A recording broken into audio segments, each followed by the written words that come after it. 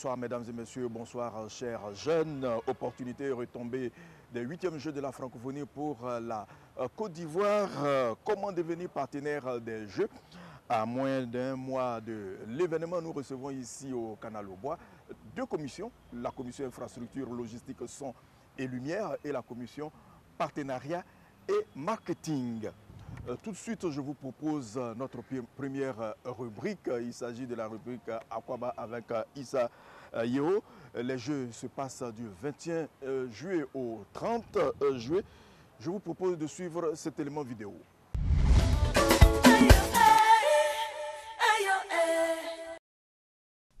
Lorsque la Côte d'Ivoire a été désignée en 2013 pays organisateur des 8e Jeux de la francophonie, le plus grand défi qui se présentait à elle était celui des infrastructures. Très vite, les autorités ivoiriennes ont perçu la pleine mesure de la tâche. Ainsi, pour un bon déroulement de ce grand rendez-vous culturel et sportif du monde francophone, elles ont pris l'option de réhabiliter certains sites et de construire de nouvelles infrastructures. En termes de réhabilitation, la Bibliothèque nationale, le musée des civilisations, l'espace Canal au Bois, le Vélodrome, le palais des sports, le stade Félix Houphouët-Boigny et le stade Robert Champrou sont rénovés. Eu égard à l'importance de ces jeux, les autorités ivoiriennes financent également la construction d'infrastructures pouvant abriter des compétitions et héberger des participants. C'est le cas de la salle polyvalente, un édifice multifonctionnel, et du village des Jeux, logé à l'INJS, Institut national de la jeunesse et des sports.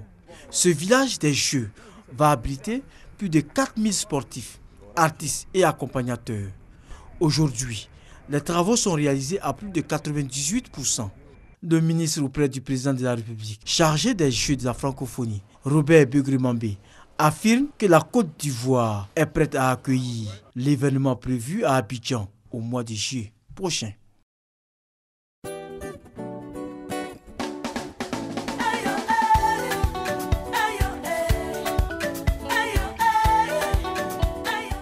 Voilà, nous sommes sur notre plateau, toujours ici au Canal au Bois, c'est à Treichville. Je vous l'avais dit, nous recevons deux invités pour la première commission, la commission infrastructure, logistique, son et lumière. Il s'agit de M. Zagui Adolphe. Bonsoir. Bonsoir, M. Langlois. Bonsoir, M. Aoussi Germain. Bonsoir, monsieur. La réhabilitation de plusieurs infrastructures sportives, culturelles et médiatiques va dynamiser le milieu sportif, culturel, hôtelier et de l'audiovisuel. Premier bénéficiaire, les travailleurs de ce secteur, Issa Yeo.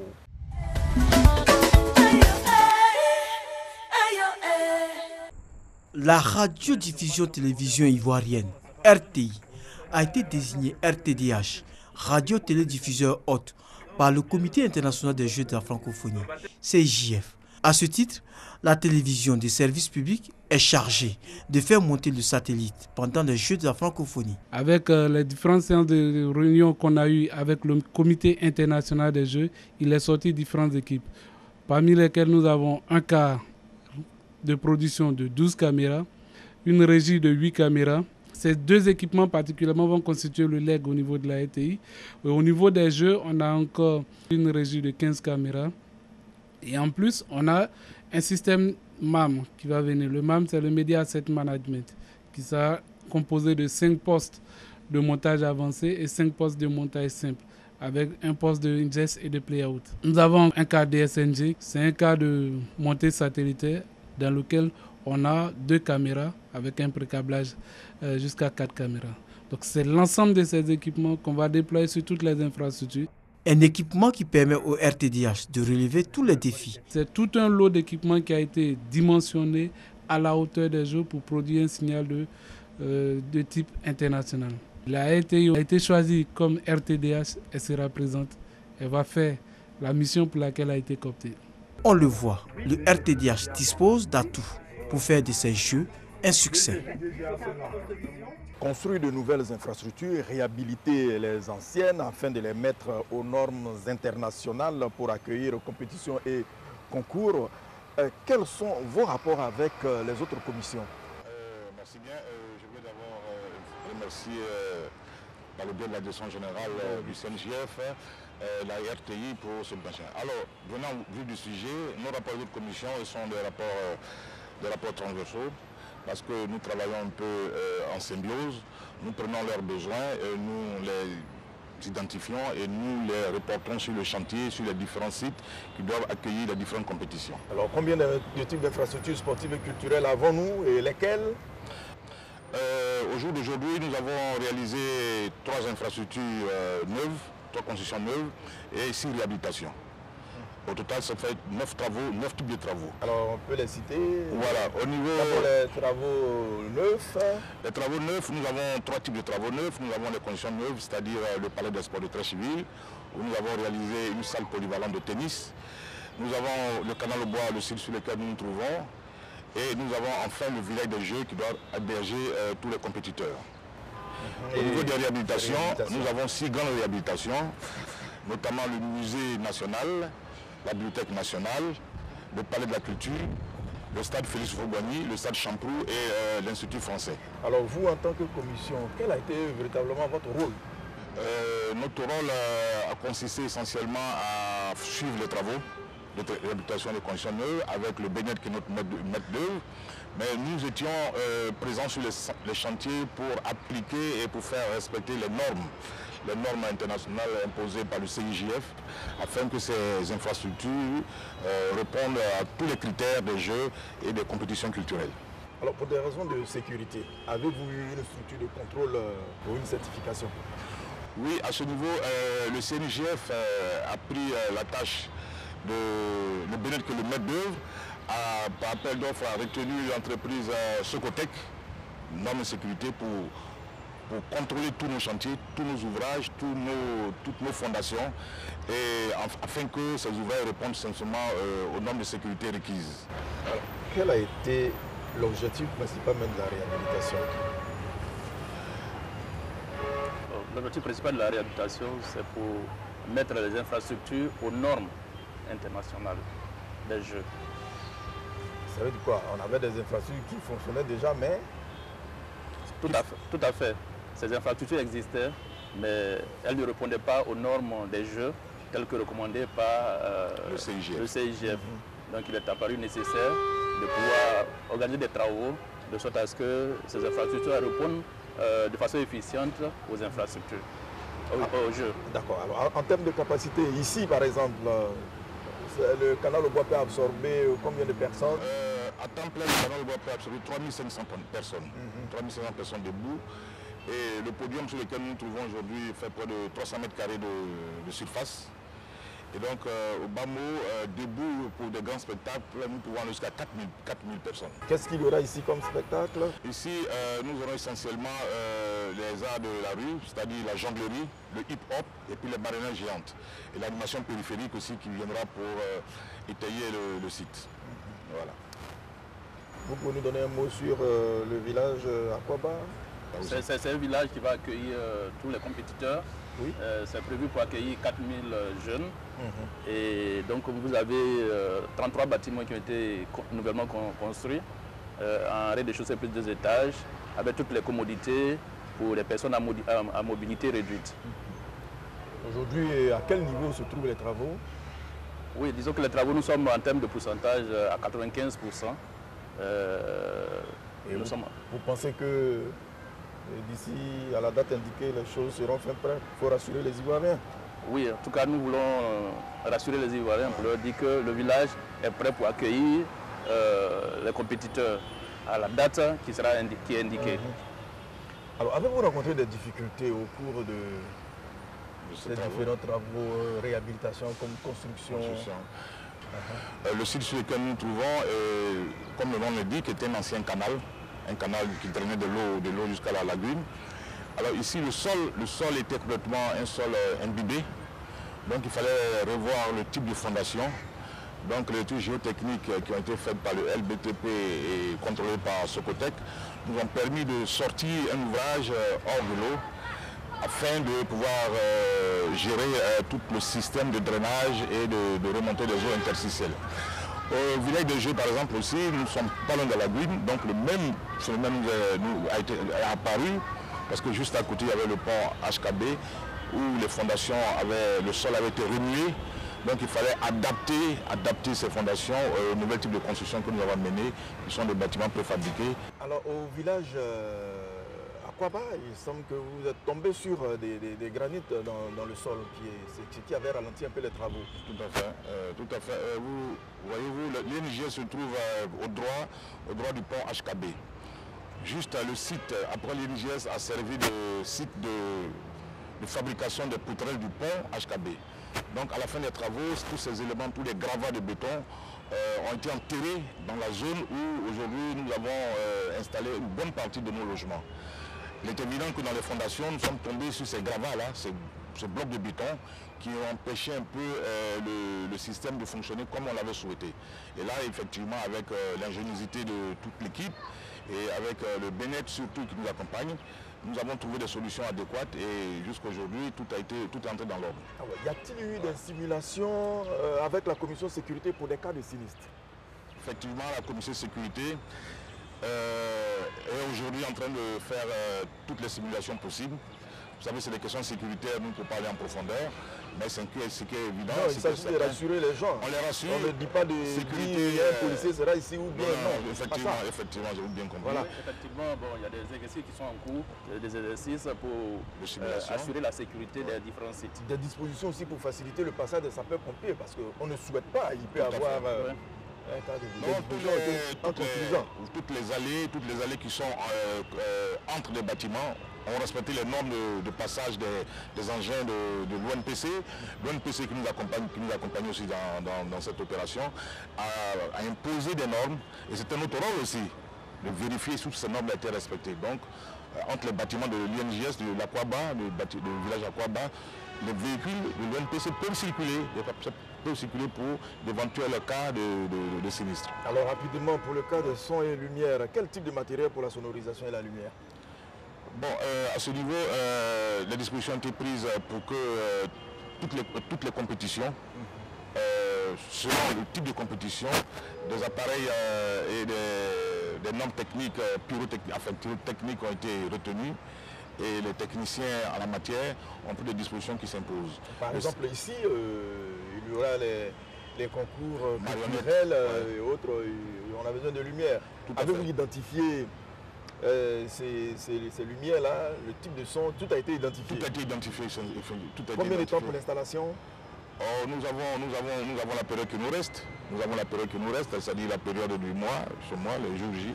Et d'ici peu, le ministre et la direction générale ont pris disposition pour que assez rapidement cet aspect des choses rentre dans l'ordre. Enfin, côté logistique, quel est le point de la situation? Bon, côté logistique, le point de la situation, nous avons répertorié tous les besoins de toutes les commissions. Nous avons répertorié les besoins de chaque site de compétition culturelle technique afin que les choses se passent dans l'ordre. Et donc aujourd'hui, nous avons identifié tous ces besoins. Nous avons identifié, nous avons remis acquis de droit et d'ici peu, les éléments vont être fournis et tous les sites seront équipés comme il se doit. Des achats et ou de la location? Des achats ou des locations. Les deux. Ben, un peu plus, les deux. Il y a des achats, il y a des locations. En même temps. Voilà. En tout cas, merci messieurs, merci d'avoir participé à cette émission. Chers téléspectateurs, nous recevions la commission infrastructure, logistique, son et lumière. Nous allons maintenant passer à la commission marketing et partenariat.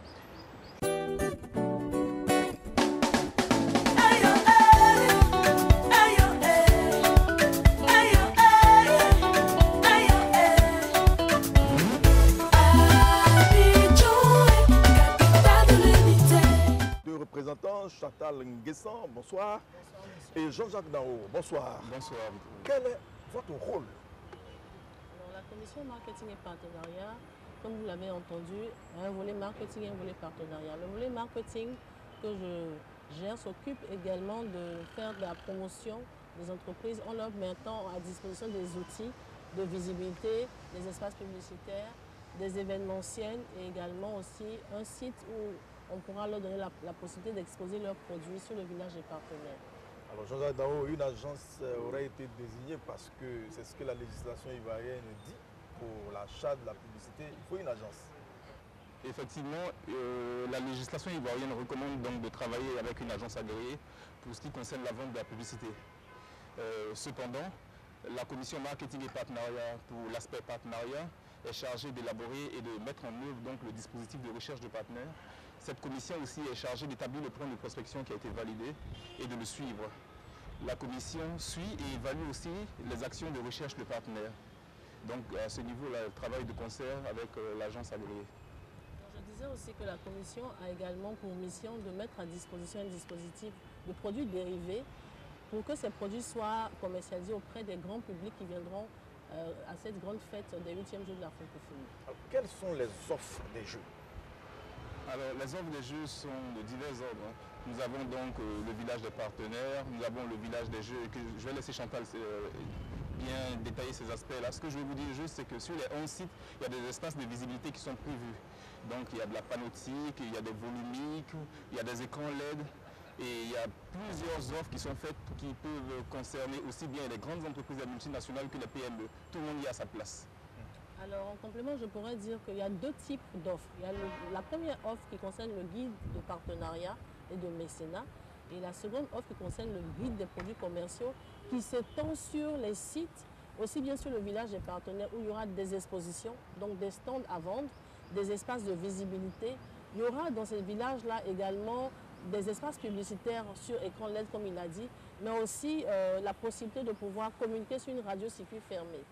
En plus de cette opportunité que nous donnons aux entreprises PME, PMI, il y a, comme il a si bien dit, la possibilité de pouvoir communiquer sur tous les grands sites, donc en panoptique, en branding, en visibilité et en retransmission directe. Pourquoi différents niveaux de partenariat? Différents niveaux de partenariat parce que les Jeux sont un événement tellement important qu'il serait dommage que nous fermons l'accès en proposant des offres prohibitives pour les petites entreprises. C'est une grande fête, il faudrait que tout le monde y participe à divers niveaux. Alors, les 8e Jeux de la francophonie, c'est bien plus que des jeux, n'est-ce pas? Bien plus que des jeux. C'est une bonne opportunité pour tous les opérateurs économiques parce que c'est plus de 80 pays présents en Côte d'Ivoire. C'est près de 500 millions de téléspectateurs avec les télévisions partenaires et tout ça. C'est 500 000 spectateurs sur les différents sites. Et j'en passe, ce sont des chiffres assez affolants pour la Côte d'Ivoire, un événement de ce type. Je crois que c'est la première fois que nous organisons un événement de cette envergure ici. On parlait même de 500 millions de téléspectateurs, maintenant on parle de 500 millions de ménages. Tout à fait. C'est ça. On parle de 500 millions de ménages. C'est ça. Et l'opportunité qu'offrent ces jeux sont des opportunités qui sont uniques parce que la visibilité est une visibilité de dimension internationale. On donne donc l'opportunité aux PME, PMI de rayonner dans le monde francophone. Je dirais comme ça une cible assez vaste pour les annonceurs. Tout à fait, tout à fait. Oui, pour ceux qui sont intéressés par l'international, c'est une bonne opportunité, c'est clair. Mais même pour ceux qui ont une cible tout à fait locale, parce que c'est une fête nationale, les Jeux de la francophonie, et des dispositions sont prises pour que le public national se sente vraiment concerné aussi. Les espaces spécifiques, vous pouvez en parler. Je prends par exemple ici, Canal au Bois. Alors, vous parlez de Canal au Bois, mais permettez-moi d'abord de parler du village des partenaires. Oui, je sais que c'est le goût, c'est... Effectivement, on allait en arriver, mais allez-y. D'accord. Donc le village de partenaires, c'est au Palais de la Culture, un site de 5000 m² qui est aménagé. Donc il y a des pavillons pays. On a le pavillon de la francophonie, de la France, du Maroc, les pavillons des pays africains. On a également des espaces restaurants maquis, des espaces fast-food. Et on a le Centre international média qui va abriter plus de 700 journalistes.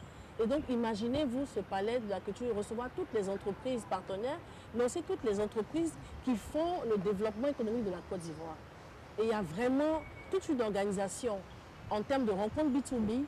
Il y a des animations qui sont prévues. Effectivement, on va parler aussi d'ateliers. Voilà, il y a des ateliers et il y a des animations chaque soir qui sont prévues sur un podium de plus de 100 m². Et ça va permettre à tous ceux qui viendront de faire une fête culturelle assez haute en couleur. Donc c'est ce qui fait la particularité de ce site. Oui. Voilà. Et en plus de ce site, nous avons le village des Jeux. Justement, j'allais en venir. Voilà. Quel type d'activité y trouve-t-on? Alors là-bas, ce sera un village où on va abriter les athlètes, mais également un village où il y aura des commodités, des services, la monétique, le banking et aussi de la gastronomie. Alors, comment les annonceurs réagissent-ils aujourd'hui? On va dire que les annonceurs ont pris la mesure, des jeux. Ils ont saisi donc qu'il s'agit là d'une opportunité unique Et donc, il se comporte en conséquence en se rapprochant du CNJF pour soit prendre un stand, soit demander à être visible sur un espace bien précis. Il y a également aussi des annonceurs qui nous ont demandé de faire des offres sur mesure, mais nous voulons qu'il y ait encore plus des offres sur mesure par rapport à leur budget. Voilà, une entreprise qui n'a pas forcément un grand budget, nous adaptons des offres par rapport à leur budget pour qu'elles puissent avoir une visibilité sur ces événementiels. Je pense que nous avons tous intérêt. C'est une fête populaire, c'est une fête pour la Côte d'Ivoire. Même l'artisanat est de mise. Il y a un village artisanal, un village des jeux, comme au village des partenaires. Donc, on n'a pas oublié les entreprises, les artisans, même ceux qui sont dans l'éthique, parce que les jeux ont une dimension moderne et innovante. Alors, quand pouvons-nous attendre à des panneaux? Parce que jusque-là, on ne voit rien. D'accord. Les panneaux des jeux, à peu près à quand? Il y a des panneaux qui sont déjà dans la ville. Oui, il y a bien longtemps. Il y a des panneaux qui sont là. Ce sont des panneaux nous sommes à moins d'un mois. Nous avons une stratégie, ne vous inquiétez pas, mise en place avec la commission communication pour inonder Abidjan, pour que tout le monde se sente concerné, pour que la visibilité soit de mise, pour que la Côte d'Ivoire soit rayonnante, pour qu'on sache qu'en Côte d'Ivoire, on sait organiser de grands événements. Donc ce n'est que dans quelques jours, c'est pour bientôt, vous allez voir que les jeux, c'est une réalité. Nous sommes au thème de cette émission. Un message côté marketing, c'est ça? Alors, je vais laisser un grand appel à toutes les entreprises de Côte d'Ivoire. Leur dire que c'est un événement qui est organisé en Côte d'Ivoire pour les entreprises. C'est vrai que c'est un brassage culturel et sportif, mais c'est également aussi un brassage économique. Il faut qu'elles viennent encore plus massivement pour que la fête soit encore plus belle et qu'elle rayonne au niveau du monde francophone.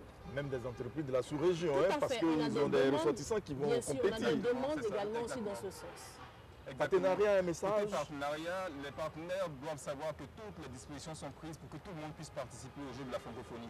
Qu'on soit une PME ou qu'on soit une grande entreprise, l'État de Côte d'Ivoire, le Comité international des Jeux de la francophonie, tout le monde a pris des dispositions pour que tout le monde prenne part à cette fête-là. Donc nous demandons à tous les opérateurs économiques de contacter le CNJF ou de nous contacter, Chantal et moi. Donc moi, je suis Jean-Jacques Danlou, je suis le coordinateur des Jeux de la francophonie chargé des partenariats et de la visibilité des Jeux. Et Chantal Ndjessan est... je suis donc chargée aussi du marketing et des offres commerciales et du village des partenaires. Vous pouvez nous appeler, nous sommes sur le site internet www.abidjan 2017 ou alors vous nous contactez au 00 225 01 50 70 50. Le 58, c'est important. Le 58 05 58 22 pour tous ceux qui voudraient être partenaires des Jeux de la francophonie. Merci messieurs, dames. Vous êtes de la commission marketing et partenariat. Cette émission s'achève. Cap Abidjan 2017, c'est dans 15 jours. Bonsoir.